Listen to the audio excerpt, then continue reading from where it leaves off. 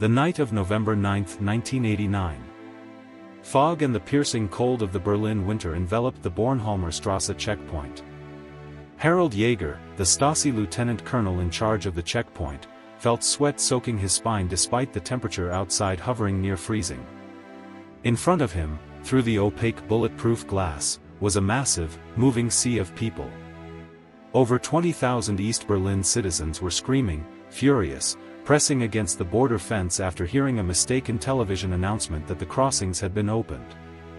In the actual timeline that humanity lives in, at that critical moment, Harald Jaeger picked up the heavy black phone, called his superiors, but received only confused silence and buck passing. Finally, unable to bear the pressure, he disobeyed orders and personally commanded the heavy iron gates to be opened. Thousands flooded through. The Berlin Wall officially fell amidst tears of joy, tight embraces, and champagne popping in the winter night. An era of peace began, and the Cold War ended. However, history is a ruthless grinding machine operated by random variables. Today, we will rewrite the code of history. We will step into an alternate timeline where Harald Jaeger's phone call was not met with silence. In this dark timeline, when Jaeger picked up the phone, the voice on the other end was cold, dripping with murderous intent. It was Erich Mielke, the head of the notorious Stasi secret police. There was no hesitation, no concession. The order was issued, brief, resolute, and irreversible: activate the Chinese solution. Not one step back. Shoot anyone who dares to cross the line. Jaeger shuddered, his hand gripping the receiver until his knuckles turned white. His oath of loyalty to the party and the ruthless state crushed the last remnants of his humanity. He slowly put the phone down, stepped outside with a lifeless expression, and instead of ordering the gates open, he shouted the command to load weapons. The dry clacking of hundreds of Kalashnikov assault rifles chambering rounds echoed, tearing through the noisy atmosphere of the crowd. And then, the first volley of gunfire ripped through the wind. There were no smiles, no champagne. The night of November 9, 1989, turned into a sea of blood. The panicked crowd trampled each other, fleeing amidst piercing screams, wailing sirens, and searchlights slicing through the night. The gray concrete wall did not fall. Instead, it was stained red with the blood of innocent citizens. The next morning, the world woke up to a seismic shock. Images of bodies lying scattered at the foot of the Berlin Wall, secretly filmed and smuggled into West Berlin, plastered newspapers across the globe. CNN and BBC broadcasts simultaneously aired the gruesome footage, dubbing it Europe's Tiananmen Night. Outrage exploded in Western capitals. Protests erupted from Washington to London, demanding military intervention, sanctions, and justice for the fallen. Fiery speeches resounded at the United Nations, condemning the dictatorship in East Germany. Yet, behind the closed doors of the Western power elite, a chilling play of hypocrisy was unfolding. Declassified documents later, if they existed in this timeline, would expose a nauseating truth: the cruel sigh of relief from Western leaders. Historical reality has proven that both British Prime Minister Margaret Thatcher and French President François Mitterrand harbored a deep terror of a reunified Germany. Haunted by the specter of two world wars, they feared that a powerful Germany, rising in the center of Europe, would once again disrupt the balance of power and dominate the old continent. In the shadows of Oval Offices and prime ministerial mansions, the quiet stability of a divided Europe was actually what they secretly desired. Therefore, in this timeline, as the wall stood firm on human corpses, the West reacted with public uproar but purposeful paralysis in actual action. They imposed half-hearted economic sanctions and withdrew ambassadors, but absolutely no military ultimatum was issued. They tacitly compromised with the brutality of the East German leadership, accepting the sacrifice of thousands of lives yearning for freedom in exchange for the survival of the Iron Curtain, keeping the German monster forever divided and caged.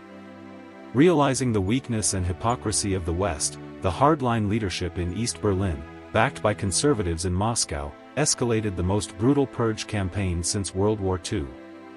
The Chinese solution did not stop in Berlin. It spread nationwide.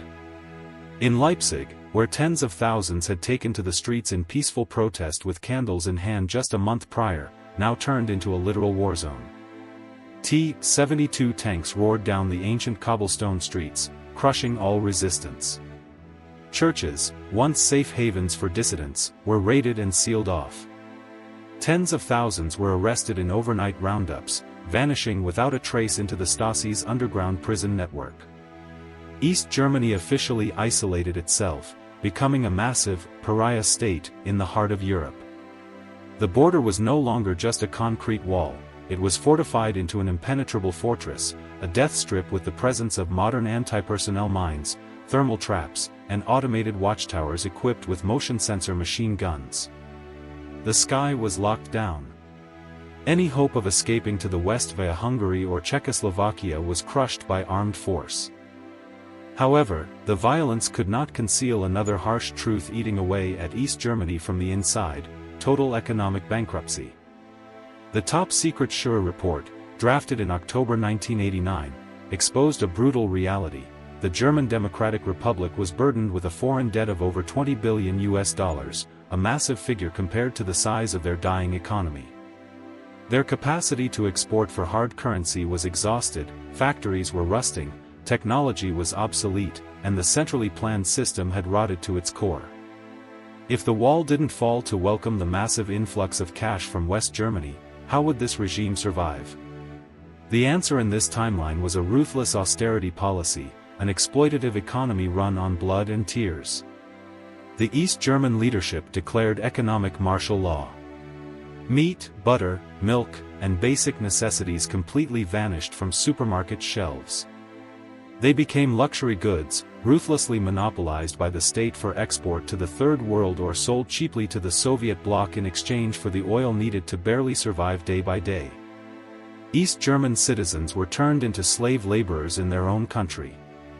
They were forced to work 14-hour days in outdated electronic and mechanical factories for wages that could barely buy dry bread and rationed potatoes. A massive black market surged more powerfully than ever, where people were willing to trade anything, from family heirlooms and jewelry to their own bodies, just to get a box of antibiotics or a smuggled tin of meat from West Berlin. Meanwhile, the party elite and Stasi generals continued to live in luxury in the exclusive Wandlitz compound, enjoying smuggled wine and caviar, ignoring the cries of hunger and despair from millions of their compatriots outside the mansion walls. East German society was torn into two extremes, those who held the whip and those who pulled the plow. The brutality in East Berlin quickly sent a seismic tsunami back to the very center of power in the Kremlin. Mikhail Gorbachev, desperately trying to save the Soviet Union with his perestroika and glasnost reforms, witnessed the tragedy at the Berlin Wall in shock and horror. His doctrine of reasonable sufficiency, aimed at shifting the military from offense to defense and slashing the massive defense budget to save the dying civilian economy, suddenly became a laughingstock in the eyes of the hardliners. KGB generals, the military-industrial complex, and conservative party members used the excuse that the West is exploiting our weakness to launch a lightning coup. Unlike the weak and failed coup of 1991 in our real timeline, this overthrow was incredibly brutal, secretive, and absolutely successful right from the early months of 1990. Gorbachev was secretly placed under house arrest and later vanished without a trace. Reformist ideas were drowned in a bloodbath. The Soviet Union not only didn't collapse but contracted, hypermilitarized, and reverted to the ruthless repression of the Stalin era. The butterfly effect of the Berlin Wall's survival quickly plunged the entire world into a new dark age. The global security dilemma was re-established at unprecedented levels of danger. When Saddam Hussein invaded Kuwait in August 1990, instead of the rare UN consensus and the overwhelming US Operation Desert Storm we knew, the global geopolitical landscape had completely changed. A Soviet Union ruled by a hardline militarist faction decided to use Iraq as a strategic cart to stab the West in its energy jugular. Moscow openly pumped in advanced weapons and sent military experts and intelligence advisors to support Saddam's army. The Gulf War was no longer a walk-in-the-park expedition for the US military, it turned into a bloody proxy war, a miniature prototype of World War III. Thousands of American soldiers perished in the burning desert, oil wells blazed day and night, and the specter of a tactical nuclear conflict hovered over the Middle East skies. The world was locked in a permanent stalemate, where any global hotspot, from the Korean Peninsula and the South China Sea to Latin America, could become the detonator for doomsday. Returning to the old continent, Europe turned into a giant mousetrap split into two impenetrable halves. There was no thawing of the Cold War, the concept of an expanded European Union, EU, or a brilliant common euro currency was merely a pipe dream on the desks of idealistic intellectuals. NATO's eastward expansion was strangled in its infancy. Countries like Poland, Hungary, and Czechoslovakia were forever trapped in a ruthless, crush zone, becoming bloody military buffers where proxy civil wars sponsored by the two superpowers raged endlessly. The most terrifying of all was the fate of West Berlin. From a symbol of freedom, this city turned into a literal underground fortress, an island besieged in a Red Sea. Billions of Western tax dollars poured in not to build bustling shopping malls, but to dig deep anti-nuclear bunkers dozens of meters underground, stockpiling food, fresh water, and medicine for doomsday scenarios lasting decades. Every West Berliner had to live with chronic fear syndrome. They knew that tens of thousands of Warsaw-packed artillery barrels were pointed directly at their bedrooms, ready to flatten the city to the ground within 5 minutes of an order from Moscow.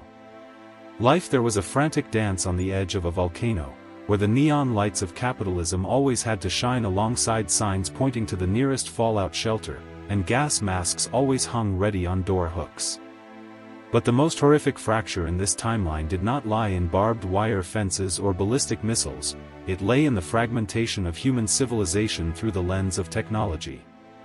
In real history, the fall of the Berlin Wall shattered information barriers, paving the way for a flat world where the Internet, World Wide Web, connected billions of people into a free network of knowledge. But when the Iron Curtain was never lifted, the foundation of global technology was torn into two distinct and diametrically opposed halves. In the West, Silicon Valley still existed, but its research focus was not on social media, smartphones, or digital entertainment. Massive budgets were poured into military tech, offensive cybersecurity, satellite jamming technology, and space defense systems. Meanwhile, on the other side of the wall, a dark, closed network called the Iron Web was born. The Iron Web was not designed to share knowledge or connect people, its sole purpose was absolute information control. With an excellent mechanical industrial base and a desperate need to maintain power, the East German apparatus was tasked by the Kremlin to turn the country into history's greatest laboratory for dictatorial technology, artificial intelligence, AI, serving governance. Entering the 21st century, the Stasi secret police no longer needed millions of informants handwriting boring reports or crude magnetic bugs planted in citizens' walls. They had evolved into a perfect cyber-Stasi, a digital intelligence matrix with omniscient power far surpassing the darkest sci-fi novels of George Orwell. Imagine a normal day for an East German citizen in 2026 in this scenario. From the moment you step out the door, optical AI-equipped facial recognition cameras covering every street corner begin tracking you.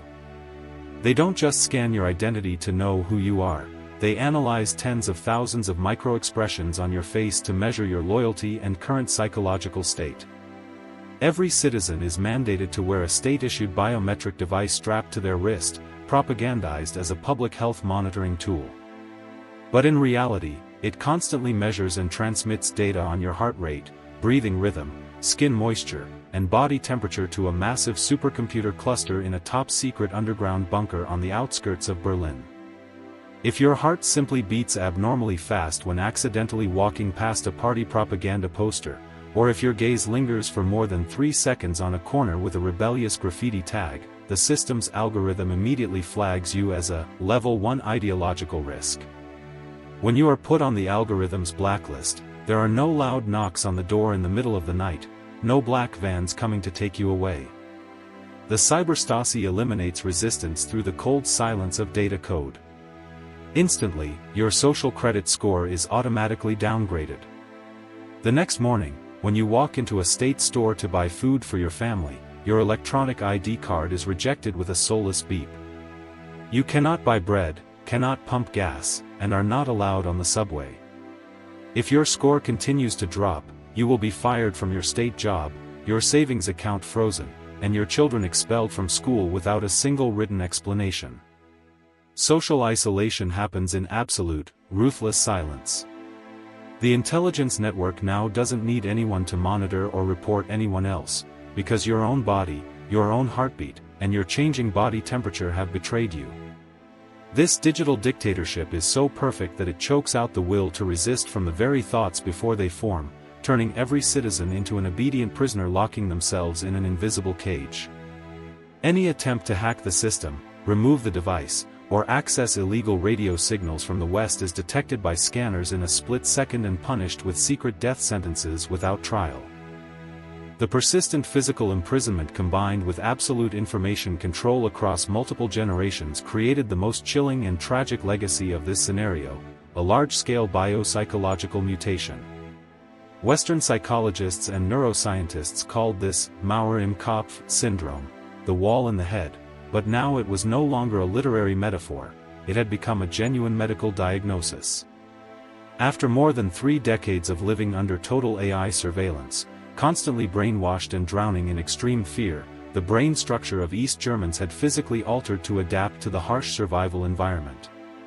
Individual creativity, critical thinking, curiosity, and the ability to express natural emotions were completely stunted through epigenetic pathways. Instead, they developed an instinctive defense mechanism, mechanical reactive thinking, absolute compliance with patterns, constantly hiding true emotions, and maintaining a blank face in public to fool expression-sensing cameras. The two groups of Germans, despite sharing the same roots, language, and heroic past, were now forced to undergo a divergent evolution into 2 entirely distinct psychological and cognitive entities. The division was not just on the lines of a geographical map, it was etched deep into their DNA, creating an unbridgeable chasm even hundreds of years later. The concrete wall could be destroyed in a day, but the wall built by fear in the mind would stand forever. Looking back at our actual timeline, where the gray concrete slabs are now just ruins, colorful check-in spots for tourists from around the world, we truly shudder to realize the fragility of human history. The events of the night of November 9, 1989, were not an inevitable miracle preordained by the hand of fate or the laws of nature. It was the explosive result of the slimmest, most random variables, the slip of the tongue by a high-ranking spokesperson, the inner turmoil and momentary hesitation of a worn-down Stasi border officer, and above all, the immense courage of tens of thousands of ordinary people who dared to cast aside all fear and face the barrel of a gun for a fierce belief in freedom. The wall fell that day because there were people who wagered their very lives believing it could, and must, be torn down. If Harold Jaeger had closed his eyes to his humanity that day and pulled the trigger, our world could very well have been trapped in an endless winter of surveillance, division, and ultimate fear. History is always a series of cruel crossroads, where heaven and hell are separated by a split-second decision. What about you? Faced with this brutal and suffocating hypothetical reality, if you were a West German citizen witnessing the Iron Curtain being built higher, stronger, and increasingly stained with blood, what would you decide? Would you choose to keep gritting your teeth and paying massive taxes to maintain millions of armed American soldiers to protect the fragile safety of your borders, living in daily anxiety? Or would you accept turning a blind eye, abandoning your blood brothers and sisters in East Germany forever, in exchange for a cruel, fake peace for your own life? Your choice in the darkest of times is exactly what would dictate the shape and fate of an entire continent. Let me know your deepest thoughts and choices in the comments section. History is not a boring straight line, and I will be here to help you dissect these dangerous alternate timelines. Don't forget to hit subscribe, like the video if you enjoyed this topic, and turn on the notification bell so you won't miss the next journey decoding time paradoxes and the dark corners no one has ever revealed. I am Dark What If, because history always has 2 sides, and together we will uncover its darkest one. See you in the next videos.